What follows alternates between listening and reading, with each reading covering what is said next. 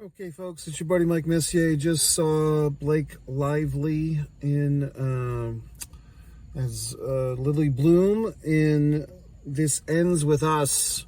So I think this is a good movie. I think it's worth seeing. I think it's a dramatic film. It's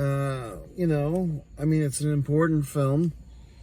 And sometimes important films can be annoying, but I thought this was entertaining. It's interesting. This movie reminded me, should you go see it? Should you go not? Yeah, go see it. I mean, look, you're not going to satisfy everybody with this movie, but I think it's good. Blake Lively listed as PGA, Producers Guild of America. As I've said in many reviews, if you see the top movies these days, a lot of times you see the actors listed as producer, and that can mean a variety of things. Perhaps they took a discount on their acting rate in order to get a producer credit and took some points on the back end. Perhaps they championed the film, meaning they helped get it made. Perhaps it was their idea in the first place and they put together a screenwriter. Who knows?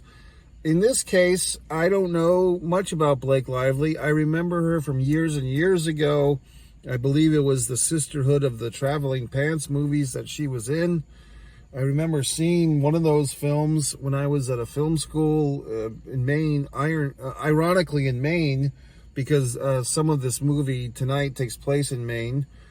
I know that she married good old Ryan Reynolds, and I don't know if Blake Lively has been on some Netflix show or has been on some movies that I haven't seen, or if she's been doing like the wife and mom thing. I really don't know. I mean, it's no aversions or dispersions. I see her name bantied about the Yahoo News and stuff, but I can't recall if she's been in something that I haven't seen. Speaking of which, I did this wonderful painting today before the movie began. I went to a couple of coffee houses, a nice coffee house, and then a Dunkin' Donuts. I have to sign this one. I'm not quite sure if I'm done, but if you like my paintings, go to one artist Mike Messier, another one of my wonderful YouTube channels that should have more subscribers. One artist Mike Messier. Let's get back to this film. One Man of the Camera Films, one pro wrestling and sports fan of the other channels. So, okay, now if you've seen this film, if you haven't seen this film, I'm going to say spoilers in the future when I start spoiling it. But what's this movie about? It's a little bit different than I thought. When I first saw the previews and the trailers for this film, I don't want to say I thought it was a simple plot, but I thought it was just about a relationship gone askew, girl meets boy, the meet cute. We think we have a romantic comedy or a romantic drama, but lo and behold, the guy is a monster behind closed doors. And I thought that was basically it. But nope. This movie had some nice plot twists. Sometimes, oh God, I hear that. Sometimes maybe it had like one too many, or maybe not. I don't know. But I think we've seen so many movies over the last 120 years or whatever of filmmaking that you just have to add more layers. And this movie, coming in at 2 hours and 10 minutes, definitely has more layers to it, which was good. It'll be up to you to see if it was too many. I thought the movie went by pretty well. I mean, I'd say the cinematography, there's no car crashes or no, fights with swords or anything in this movie. There is there's violence when it's necessary in this film, but there's no gore. It's not a horror film. It's a realistic film, real people, real stories. But I thought the cinematography was really good in a movie like this, and the tempo, the speed of the film. I thought scenes that needed to be longer and needed to be a little talky were that. When there was a call for more cinematic stuff, there was that. It doesn't hurt that, Blake Lively, obviously an extremely attractive woman, kind of looking like Elizabeth Shue from Days Gone By. So nice to see that. Of course, that I did a nice scene with Elizabeth Shue in the movie Hope Springs with Meryl Streep, who also happened to be in my scene, as we say. But, she's really coming into her own here, this Blake Lively. And her character, her as the actress, actually takes on kind of two roles because she's playing like the 16, 17-year-old version of herself. or of the character Lily Bloom. And she's also taking on the adult, which I would say is 30-ish version of herself, 30-ish. You know, they don't give names, or they don't give, what do you want to call it, ages in this thing. I'm having trouble. I was trying to figure fuck with this goddamn light exposure thing for my iPhone here, but I wasn't doing very well. I'd give you more light, but I can't burn my battery. So here we are, folks. I mean, it's just me. You hear my wonderful voice. You know what I mean? So what's the deal, Daddy-O, with this thing? She's playing. We're here, and Anthony Michael Hall, surprisingly, plays the father. I guess I'll get into some goddamn spoilers now, but once again, see the movie. So in her 16-year-old self, which I feel they showed a clip from the Ellen show, and based on some of the dress of the characters, you feel like it's mid-2000s, 2006 or so, maybe 2008. That's when she's a 16-year-old girl, and then we flash forward, 15 or 20 years. I guess you could say modern times. You could say maybe 2022. I mean, they did a good job. It's a smart move to not pinpoint down exact years with these movies. I think at the end of the movie, when you see, spoiler, gravestone, I think it said 2021 or 2020 on the father's gravestone. So I guess the bajoke of this movie, the bejesus of it, takes place in 2021. Non-pandemic. No one's wearing a mask, which is nice. I like the movies that just pretend that, fucking masks was not a thing. I like that. I don't want to see masks in movies anymore. I'm sick of it as far as the social pandemic masks. So, what else? We get into a whole thing where we have her backstory, her origin story of a girl who grew up with an abusive father, not to her, but to her mother. And the boy next door, or the boy across the street, was actually a kid breaking into an abandoned house because he was escaping from his domestic violence family. Now, I guess this movie kind of paints the suburbs of Boston in kind of a negative light. You think everyone in Boston's beating up their wife. But, hey. So we get into this thing, and the movie begins, and luckily for me, my timing was all off. I thought the movie started at 9:30. It started at 9:15. There's a 20-minute cushion with this theater, so 20 minutes of previews. I saw everything. I did have to take a couple of facility breaks, but I'm so good at doing that, like with movies. Like, I know when to go. Like, I know when to leave the theater because I know how movies work. And, like, there's certain times when you can get out of the theater real quick and come back in. So I did that expertly tonight, I think. But I did see the beginning of the movie. She comes home to Daddy's funeral, and, basically we know there's tension because her mom is just expecting her to deliver this kick-ass eulogy for her father. She doesn't seem to be too brokenhearted that dear old dad is dead. She hasn't been in the neighborhood in a while in Maine. She's been away from the family home. Her mom is like, where you been? You should have been here. You missed your father's death, all this horse shit. And then she goes to do a eulogy, and her mother's coaching her and saying, all you have to do is list the 5 favorite things about your father. And then she goes up there, and she can't list one thing that she liked about her father. And she has a mic drop moment where she basically has this napkin with 5 things, and she can't say one. She has nothing listed for the 5 things you love about her daddy. So now we've planted some seeds, and we didn't see this coming, at least for a while. I think it's a good 20 minutes before we get into the sequel, or not the sequel, the flashback portion of our film, where we see the teenage self and the teenage boyfriend, and we learn their story and how it coincides and how it correlates with the modern day story. Now, I thought that was all fine and dandy-do, because after her father's funeral, she's smoking a cigarette on top of a building, and this good-looking, handsome man comes out, and he's throwing furniture. He's throwing tables and chairs, and he's having a little violent moment here. And, she's sitting on the curb over this building, and he doesn't want her to fall. And then they have this little talky talk, and they have this very intense sexual scenario which, these attractive people in these movies have that, you know what I mean? So they have this wonderful, I'm going to fuck you right here on the top of the building moment. But of course, he's a neurosurgeon, so he gets a call on the phone. So here's the thing, folks. Now, granted, I saw the trailer for this film, and I think even in that trailer, they show the guy throwing the furniture around on the ceiling. And that's her first impression of him. So this is an effective movie because you do start to feel like these characters are real, where you're kind of like yelling at the characters, no, he's abusive, he's violent, he's throwing furniture on top of a building, and don't be fooled by his pretty face and athletic build, you know what I mean? Like, you're finding yourself, like a housewife watching a Lifetime movie. Don't go with this guy, he's too good looking, you know what I mean? Like, be with a guy that's not so good looking because he won't beat you up. And you're thinking that, but of course we have to watch the movie to find this stuff out. So his seed has been planted. He obviously has a violence issue.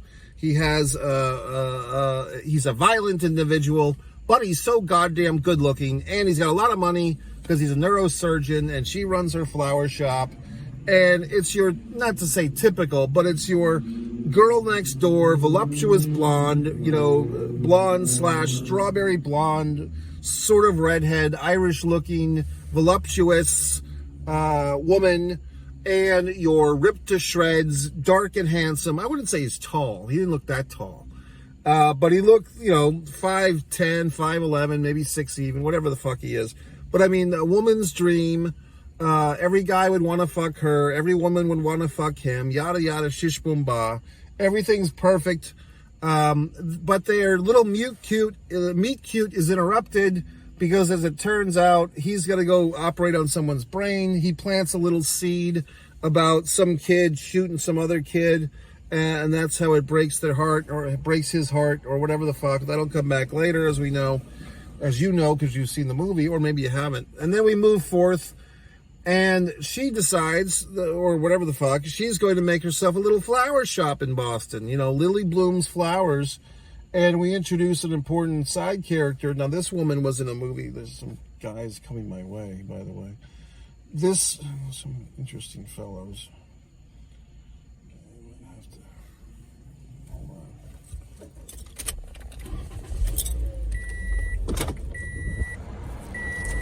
Get some creepy guys coming my way. Some fucking creeps. They look like they're from fucking Maine, okay? God damn it all. Just a couple of weirdos walking around the goddamn parking lot. They look like they're from the fucking outskirts of Maine. See, that's why you gotta keep your eyes open, folks. You can't just do Mike's Instant Movie Review in a vacuum.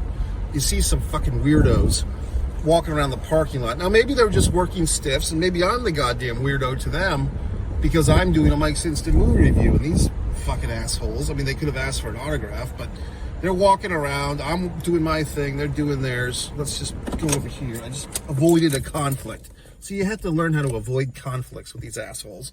So anyway, yeah. So the sister character, the guy's sister, is the co-worker of her. What a coinkydink. But it is New England. It is Boston, and shit like that happens up there. And that lady was just in a movie, I forget her name now, Kelly something or other, Kelly whatever the fuck. She was in something where she played a woman getting pregnant. All these actresses playing women getting pregnant. It's a hot new thing in Hollywood. So she was in a movie not too long ago, 3-4 months ago, where she played a pregnant lady of sorts. These two weirdos following me? What the hell's going on around here? Jesus H fuck. So anyway, we now we have this little conflict of interest. Oh, you can't fuck my brother. Oh, you can't fuck my friend. Yada yada shish boom ba. But of course they do. So now we're off to the races. Meanwhile, we're having flashbacks to the childhood storyline, which I thought was good. Now here's a little credit to her, because this was really like, this whole project was basically Blake Lively saying, here I am, America. I'm a great actress. I'm going to make a great vehicle for myself. It's a post Me Too. It's a post this and that. It's a post The Bed is Burning. It's a post When a Man Loves a Woman, Andy Garcia, Meg Ryan. It's a post this, post that.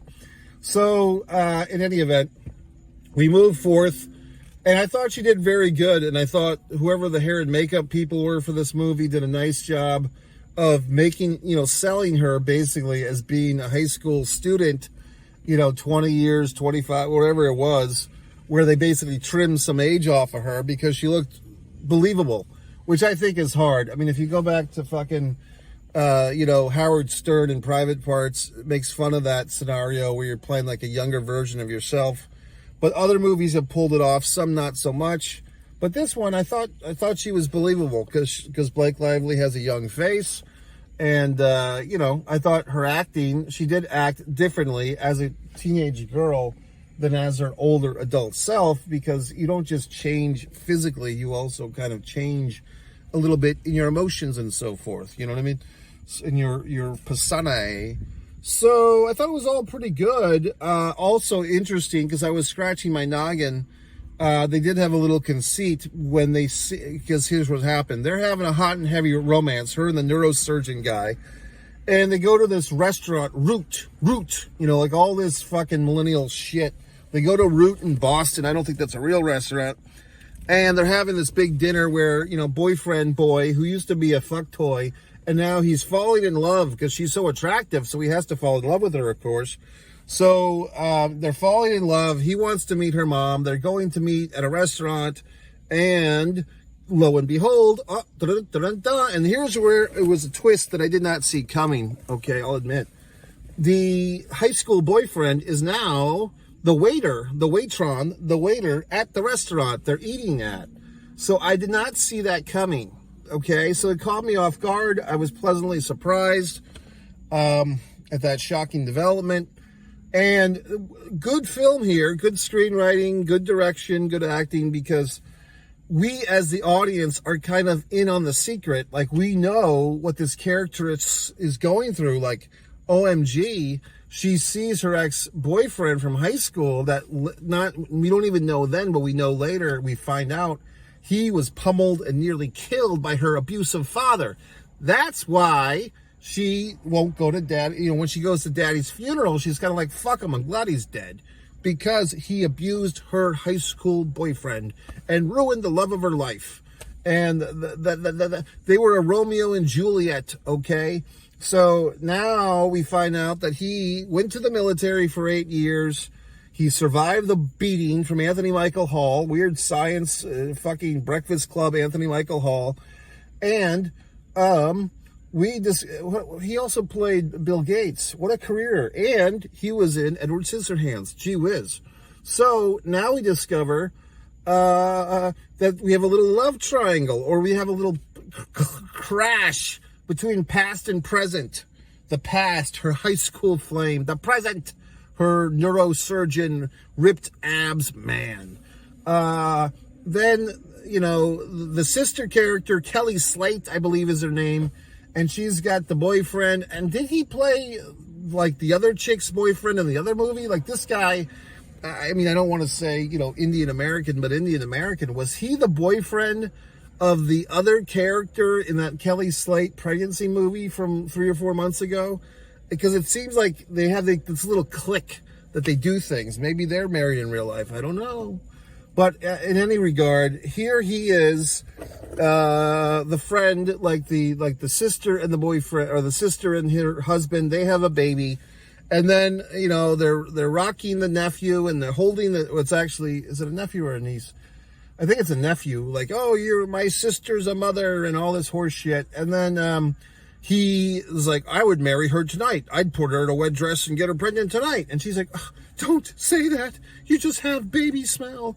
And he gets all hot and bothered. He gets on his fucking knees with the baby. They lift the baby up. She says, get back on your knees. And so it's all very, feminism and all that good stuff. And so he proposes a proper proposal. And this is where I took my second bathroom break, because I said, okay, they're going to have a little, cute little wedding ceremony here or whatever the fuck. And I guess it was a longer facilitation than I expected, because I come back and I caught it right in time to hear the boyfriend guy, the bad boyfriend, Riley. Some of the names were pretentious as fuck. Ryle or Riley, he's screaming, and how did he show up here? Or why is he here? Meaning, because they had a fight earlier, I forgot to mention that part. The whole part of the two guys meeting and fighting in the restaurant. How did you get here? Why was he here? And then, she goes falling down the fucking stairs. The way that it looked to me, and like I said, I'm rushing back into the theater. I'm not trying to block anyone's view, so I'm standing in the aisle. But it looked like they left it kind of vague and ambiguous. There was also a thing where he burned his hand, and he accidentally, I thought it was an accident, backhanded her, because he burned his fucking hand on the hot stove, on the frittatas, or whatever the fuck.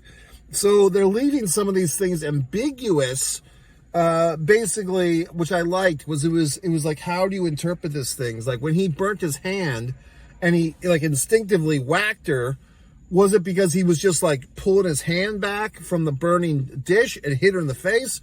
Or was he kind of looking for a reason? Like, was he looking for an excuse to hit her? And then, you know, she's like, ah, and then he fucking puts his hand on the broken glass, and now how's he going to operate for 27 hours? Oh my God, OMG.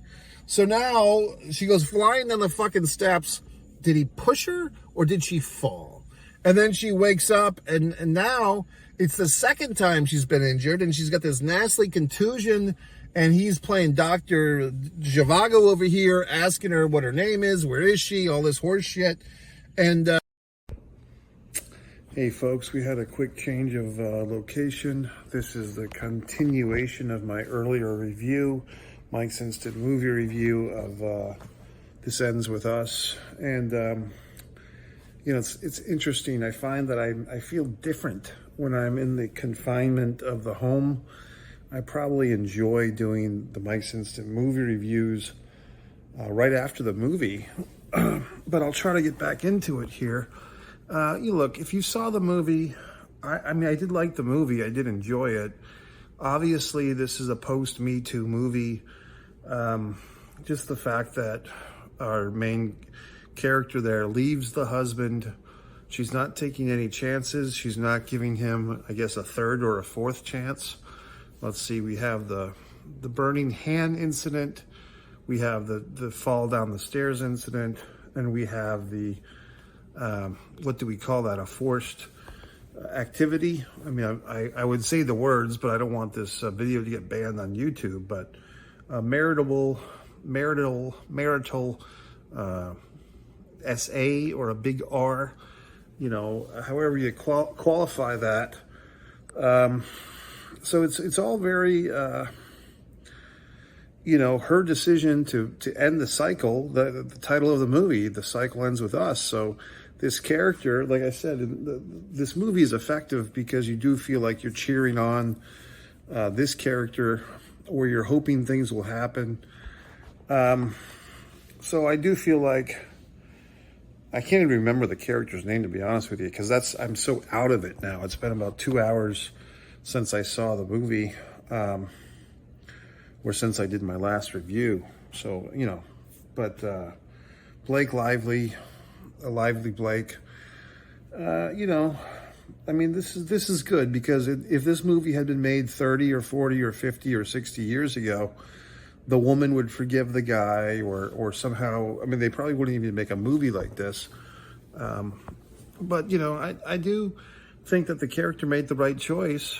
I do feel like it was a little bit of a, I don't know, was it mean-spirited of her to kind of drop the divorce bomb on him as he's holding their child? But it was effective, and that was like a little bit of a nice little, you know, she turned the screwdriver in his back a little bit. Maybe he deserved it, or I guess he did deserve it, because she decided that she wasn't going to give him another chance. She had seen this cycle with her father and her mother, and her high school beau had accepted all that abuse and been hospitalized and so forth. Now let's get to this other aspect of this movie. You know, kind of the part that I felt like was a little Hollywood ending that I don't feel helped the ending of the movie. I think it was a little bit too much. I felt like how they ended the movie, that our guy there, the initial boyfriend, the high school boyfriend, Atlas, which was an interesting choice of names. Now he's back into the scene. Okay, folks, had a lot of problems technically tonight with this phone. I don't know what's going on, but basically let me finish my thoughts on this wonderful film. I do like the film. I do respect the film. I think Blake Lively did a nice job here. I kind of have the feeling that she championed this film, meaning that she was a pretty active producer on it. I feel like the only thing I didn't like was maybe the button at the end that, of course, Atlas has to, what's the term? I guess, I don't know. He has to step in and be the Joseph and take care of another man's kid.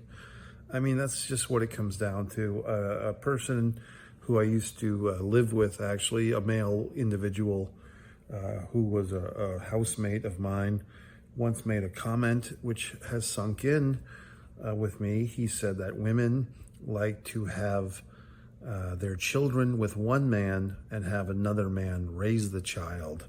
And he did not say that in a positive way. And when you look at this movie, it's kind of like that. She wants to get the alpha sperm from, Johnny's six-pack doctor, neurosurgeon, but she ends up, in theory, if we're going to go with the end of the movie, rekindling the romance with Atlas there, and he's going to step in as the daddy, as the stepdaddy.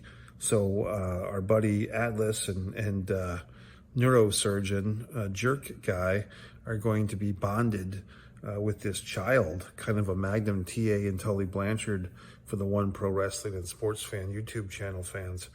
I don't know. Is that what men are reduced to? That they have to raise the child of a sperm donor, another guy? Like, no man can do it both. No man can donate the sperm, donate the load of cum into the woman and raise the child. No man is capable of doing both in this cinematic universe.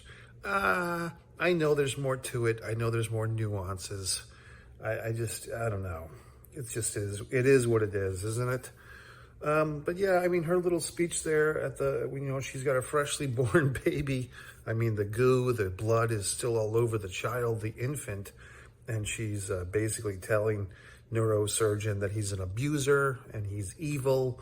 And yes, he is the father, but she will not love him. They must be divorced for the sake of the child and so forth. But once again, I thought it was a good movie. I'm just being a little bit cynical. It's 4:00 in the morning. This is the fourth time I've tried to end this video. But yeah, if you saw the movie, if you want to leave a comment, leave a comment. If you don't. It's not the end of the world one way or the other. Mike Messier, you can go to Mike, One Man in the Camera Films. You can do that thing. You can purchase my book. You can purchase it soon. Fight or Play Basketball. Okay. Single mother in that book. So what the fuck? I guess I do the same thing. But so on and so forth, MikeMessier.com. Have a wonderful week.